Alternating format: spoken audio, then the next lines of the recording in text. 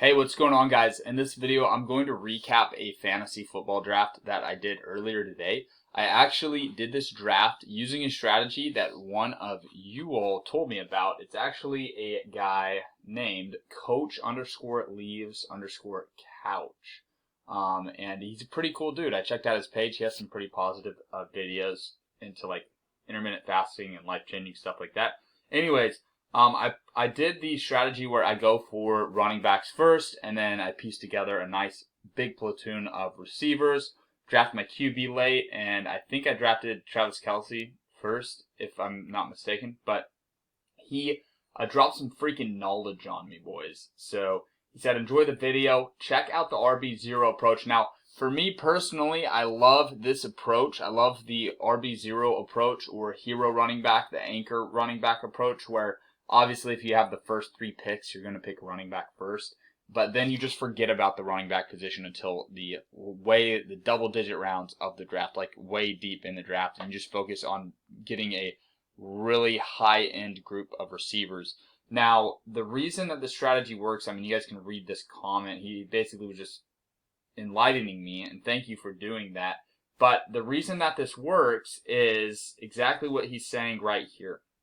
So this little paragraph right here, he basically saying Darrell Henderson's a great example. So after Akers went down, Henderson now has huge upside. Now Akers is getting drafted, I want to say like 4th or 5th round. I don't have his ADP memorized, but there are people that drafted in these tournaments on UnderdogFantasy.com, and they got him in the 11th round. So how is somebody like me going to beat a team that got that got Henderson in the 11th round, right? Well, you basically have to throw darts and pick running backs later in the draft that are one injury away from being a superstar, like Tony Pollard, like Malcolm Brown in Miami I really love. I even think, I forget his last name, but first name Xavier, the backup running back in not St. Louis, but in LA on the Rams. I think he is good value too, because obviously if Henderson gets hurt, he just goes right in just like Henderson did. But Henderson has proven that he's not a great running back. So if this Xavier dude's any good at all, he could start in LA by the end of the season. Anyways, I want to recap the draft that I used this strategy for. So you'll see that I used my first pick. This is the balance that I used. I really am a big fan of 2 QBs and 2 tight ends. Another huge mistake that I was making is I wasn't stacking players. In the tournament format, which this is the Puppy 2, so this is $5 entry. I think first place wins $100K.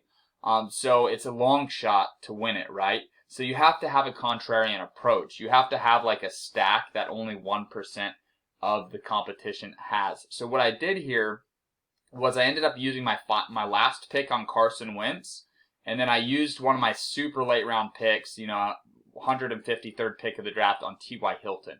How many teams out there do you guys think will have Carson Wentz and T.Y. Hilton? And then thinking about how important these playoff weeks are, if I end up top 2 in my league, which this is the highest projection that I've had, so this strategy for sure works on paper as far as projections go, which I don't put a ton of weight into. But how many teams in the playoffs do you think are going to have Carson Wentz and T.Y. Hilton? Carson Wentz is going undrafted. So I like to go for, instead of these guys that have ADPs of like 200 or 190 where they're getting drafted in the 18th round of every single draft, I would much rather go with a guy that goes undrafted in 90%, because it's a long shot either way. Like either way, there's maybe a 5% chance that guy contributes for you in the playoffs. And if you go with somebody that's undrafted in 90% of leagues, then you're setting yourself up to really stand out and really separate yourself from the pack, which you have to do if you're competing against thousands of other teams. So I love that T.Y. Hilton stack. Anyways, stacking is something that I was not doing enough of. And in best ball, I think stacking is extremely important. I also think that in best ball tournaments where there are playoffs, it's extremely important. So if you don't know the standard best ball leagues, like this 12-person draft over here on the left of my screen, the way it works is there's 12 teams. After 17 weeks go by, or 18 weeks this year, after the 18 weeks go by, or actually they don't count the last week, so after 17 weeks go by, whoever's first and second and third get paid. So you want to just have the most points. So you can be a little bit more conservative because you're just trying to beat 11 teams in this. But in the Puppy 2, I'm trying to beat like maybe over 100,000 other teams. So I really need to go swing for the fences and take risks, right? So the way that this draft worked out, you can see there, my running backs, you look at it and it doesn't look great. But what happens if either of these Dolphins running backs get hurt? Well, then the other one immediately becomes a top 10 fantasy running back, most likely. What happens if Christian McCaffrey gets hurt this year again? He spent a lot of last year hurt, right? Chuba Hubbard, I don't know if that's actually how you pronounce his name. I feel like I'm pronouncing it wrong. But Hubbard, I watched him in the Big 12 these past couple years. This guy is a beast. He would immediately be a top running back. And then there's guys like Pollard on the Dallas Cowboys. I mentioned Xavier on the Rams. I think somebody stole him from me, is why I didn't get him late in the draft. And then look at these stacks here. You got Stafford and Lawrence. So I stacked Stafford with Robert Woods and his tight end, Higbee. And then I stacked Lawrence with Laviska Shenault. So very excited about those stacks. I think having all three of my quarterbacks stacked with pass catchers is going to heavily increase my chances if I do make it to the playoffs of having success. It's a long shot, but I virtually give myself a 0% chance when I'm drafting running backs early. So thank goodness that I was told not to do that by Coach. So Coach, if you're watching this one, I appreciate you, man. So if you look at the flow of the draft, I was drafting from the 9 spot. And I think what really helped me tremendously in this draft is Saquon Barkley falling to me. Saquon is an example of a guy that it's a risky pick, right? Because there's some stories about him maybe not being 100%. It looks like, from what I've read most recently, he is going to get some reps in the final preseason game, so he should be ready to go week 1. But Saquon was a guy that was regularly getting drafted inside the top 4 picks just a week ago. So for me to be competing with a team that spent their 4th pick overall on Saquon Barkley, well, I just got him at the 16th pick. So, just like that comment I showed you at the beginning of this video alluded to with Cam Akers and Darrell Henderson, I have a huge advantage over those teams that drafted Saquon inside the 1st round. Now I'm getting him with my 2nd round pick, and oh yeah, Tyreek Hill, the best receiver in fantasy. Devontae Adams is probably the best, but Tyreek Hill is up there in that top upper echelon of receivers. He easily could be the top receiver in fantasy. So what happens if I have the top running back and top receiver in fantasy? That'd be crazy, right? Now, the draft comes back around. I was pretty happy with these picks too. Let's see. I think I was overall happy because I was going for receivers here. You see that they really made a run on receivers right here. But for the most part, you mainly see green here. And then you see some tight ends being taken. But whenever you're drafting the opposite of your league mates, that's when you can get really good value. So I think one thing I might do is if I see a lot of people taking a 0 running back approach, I might snag running backs in that league because that might give me a chance to get some running backs that I normally wouldn't get. But when you see all this green coming off the board, the green is running backs, of course, then all of a sudden, look at the receivers that I got. I get Tyreek Hill, Robert Woods, Lockett, and Odell. And the way that the roster is constructed, it's 2 running backs. You get the top 2 running backs scored, the top 3 receivers, and then a flex. The highest scoring teams are going to probably have 4 receivers in their lineup. They're going to use the flex on a top level receiver. So to get that is good. I really got stuck here. These were the receivers in this row right here. It was snaking this direction. So I get Odell. I'm feeling really good. And then I wanted Mike Williams really bad. I wanted Mike Williams. He gets taken in front of me. So then I go for Myles Gaskin. Not a play. See, one of my mistakes, and it's just kind of how the draft fell, was I should not have taken Myles Gaskin and Malcolm Brown. Because the huge benefit of Malcolm Brown, or what could be the home run, is if Gaskin gets hurt. I think Malcolm Brown's going to get all the goal line carries. So if Gaskin gets hurt, then Malcolm Brown gets all the targets out of the backfield too, and he really becomes a workhorse back. And from what we've seen of him on the the Rams, Malcolm Brown is a beast, man. He's a little bit older. He's like 28 now, but he is very reliable. And the reason I get Brown is if Gaskin gets hurt, I'll really benefit. But having Gaskin on this team, there's less upside there. So that was kind of my mistake there. Then I get Laviska Shenault. So when I get Shenault and then Will Fuller, I love both of these picks right here, by the way. Really happy that these guys went for running backs. I mean, these guys went for running backs that, in my opinion, just don't have huge upside, right? You want to be taking running backs much later and take running backs that have a chance if one injury happens to the starter, they take over. So I load up the receiver position even further. And then I go for a stack. I put these guys in the queue, and I got a little nervous because, well, yeah, I was snaking this way because these two guys took QBs.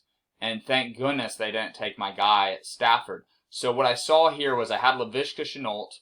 So I say, okay, I'm going to target Trevor Lawrence, and I end up getting him down here. And then I see Higbee and Stafford. Higbee is a tight end that I think is going to outperform his ADP. So I like getting Higbee around the 9th, 10th round, right? I think I'm getting him into the beginning of the 9th or, yeah, the end of the 9th or the beginning of the 10th, it looks like. So I go for Higbee. I get Stafford. Now I have a stack with the Rams, which the Rams I think are going to have a huge year. I flew out to Vegas and I bet on Stafford to win the MVP because I think they're going to be that offensive of a team. All three teams in their division are pretty good, so I could see them getting into shootouts with the Seahawks, who are going to be more offensive-minded this year, and shootouts with the Cardinals.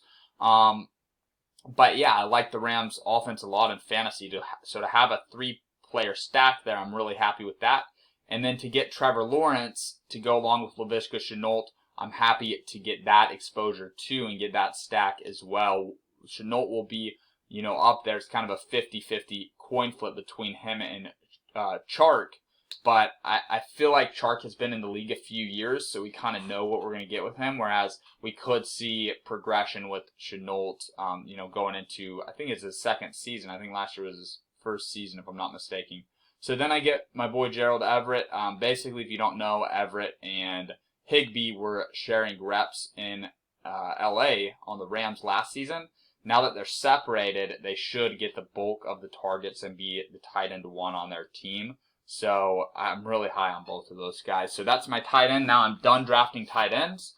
Now I see an opportunity to take a deep threat receiver, T.Y. Hilton, who he's not going to contribute most weeks, but the weeks he contributes are going to be weeks where he gets a long touchdown pass that's worth over 10 points and then maybe grinds out 40 yards or something the rest of the game.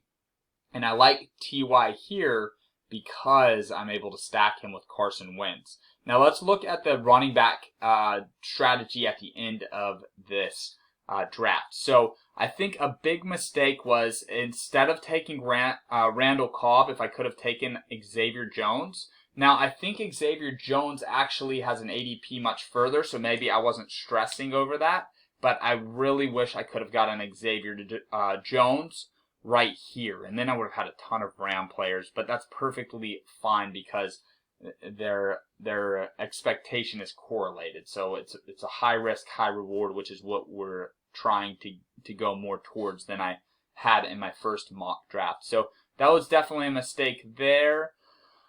James White, he could have upside, if one of the other running backs gets injured, he's going to get receptions. So he's a guy that I'll be relying on if there are no injuries. Malcolm Brown, I already covered it basically. Really disappointed that I got him and the starter that starts in front of him. And then Hubbard, man, let me Google the depth chart real quick, because I want to make sure that I'm not just being an idiot here. Panthers. And you guys might already know the running back situation on the Panthers. I'm still memorizing all of the depth charts, guys. So yeah, Hubbard's second on that list. And let's see his makeup. So they invested a 4th round pick on him. 22 years old. 6'1", 210. So he easily could get goal line carries. We're talking if McCaffrey gets injured, and we get Hubbard. Where did we get him at? At the very end of the draft, the 201, all of a sudden, we have a powerhouse here. So what I would have liked to have done here is switch out Cobb with Xavier Jones, and then instead of drafting Gaskin, I really liked Gaskin the most out of those running backs there, but ideally, he wasn't available in this draft, but ideally if I could get Kareem Hunt with my 6th round pick, so then my team looks like, let me go to the roster. So then the team looks like, well, maybe I can't find it. So instead of Gaskin right here, imagine Kareem Hunt, and then just add in Xavier for the additional running back spot, and then get rid of Cobb. So I would have liked that roster a lot better, but I'm sure I'll be able to construct it. Really happy. I know the odds of Wentz and T.Y. hooking up in the 15th week, 16th, 17th week, they're very low. But if they do, it gives me a very high chance to win the groups that I'm in and ultimately win this $100,000. So I hope you guys enjoyed this video. Let me know if you guys did. This is a big change for me. So luckily I hadn't invested a ton of money. I do plan on putting $10,000 down into this. And this is why I'm kind of waiting to develop these draft strategies. I learned something from a comment. So if you guys have tips, share them. If you have strategies that are different than mine, share them for sure. Also, I just want to be clear, you can't always draft, you can't plan the way you draft before the draft starts. A lot of times you have to read the field and see what the other teams are doing and go contrarian with them. If they're all doing running backs, get receivers. If they're all doing receivers, get running backs. And that's the way you're going to build the best rosters and give yourself the highest chance of not only winning that league, but going far in the playoffs. Because the name of the game is to get players at prices that other teams, paid way heavier prices to get them. And a perfect example of that is fantasy owners that got Darrell Henderson in the 11th round, when most Darrell Henderson owners are investing a 4th or 5th round pick to get him. Who do you think is going to win in a tournament format? Obviously the people that only paid an 11th round pick.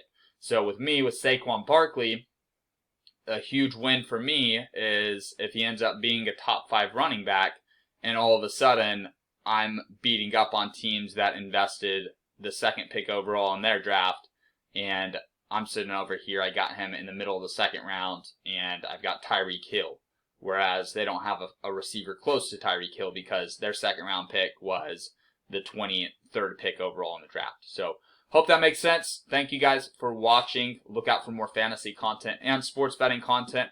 It is football season. If you guys want to get my all access package, go to SBEnation.com. I'll go to it real quick for you guys. And use code EARLY. So it's the early bird special. If you use code EARLY, then you will get this package right here, all of my picks. We've got preseason, regular season, of course, and postseason. So you're literally going to get picks that I'm personally betting on. Starting literally, there's games in 2 days on Thursday. There'll be games all weekend. And you're getting picks from right now this week all the way till the end of the Super Bowl in NFL and college football. You'll also get player props that I am personally betting on, and you get all my personal bets sent to your email. So, yeah, support your boy. Hop on that. And Fantasy Draft Guide. I am finalizing the fantasy draft. Not really sure how I'm going to do it, but I think it's going to be one of those things where it might be like a weekly newsletter from now. I definitely want to get something out tonight to you guys that have hopped on it, and I appreciate you guys who have hopped on it. And then I'm going to just send updates maybe once or twice a week on how things are changing with me. But, alright guys, peace out. Thanks for watching the video. Appreciate y'all. Subscribe to the channel if you're into sports betting and fantasy football. And I'll see you in the next video.